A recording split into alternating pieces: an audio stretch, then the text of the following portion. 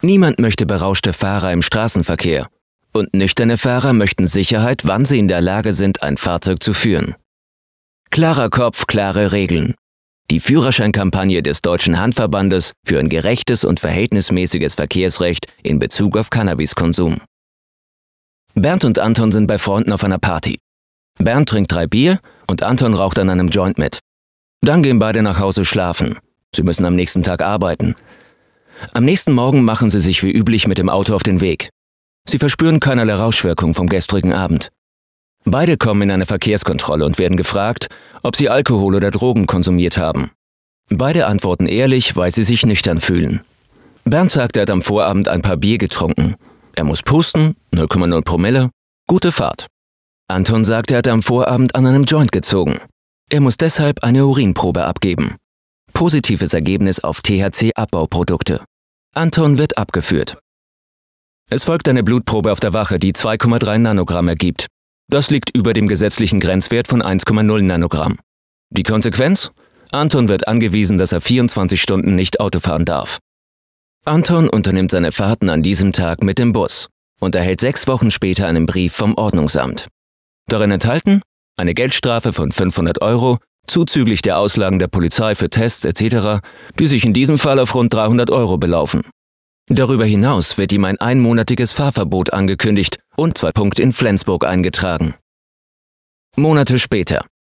Im Briefkasten ein Brief von der Führerscheinstelle mit der Bitte, den Führerschein abzugeben und ein fachärztliches Gutachten vorzulegen. Grund?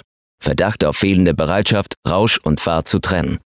Die Bestätigung dieses Verdachts würde die Fahrtauglichkeit generell ausschließen. Ist das gerecht? Klarer Kopf, klare Regeln. Die Führerscheinkampagne für ein gerechtes und verhältnismäßiges Verkehrsrecht in Bezug auf Cannabiskonsum. Carla und Doro sind auf dem Weg zum Spieleabend. Carla hat sich einen 6er Bier besorgt, Doro hat 2 vorgerollte Joints einstecken. Sie erzählen sich die Ereignisse der Woche und müssen dabei so lachen, dass sie stolpern und ihnen alles runterfällt. Vor die Füße eines Polizisten. Dieser gibt das Bier zurück. Schönen Abend. Bezüglich der Joints schreibt er eine Strafanzeige, deren anschließendes Verfahren dann aber wegen Geringfügigkeit eingestellt wird. Und er befragt Doro zu ihrem Konsumverhalten.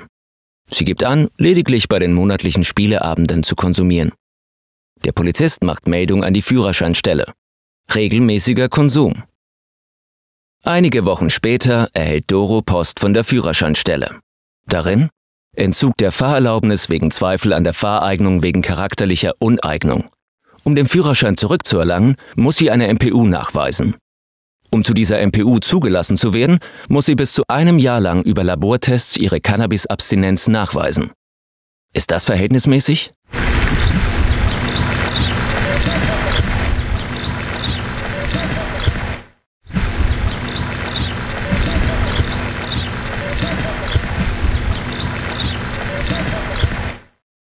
Klarer Kopf, klare Regeln. Die Kampagne des Deutschen Handverbandes zu Gerechtigkeit, Verhältnismäßigkeit und Sicherheit im Straßenverkehr. Ermöglicht durch Sens Media.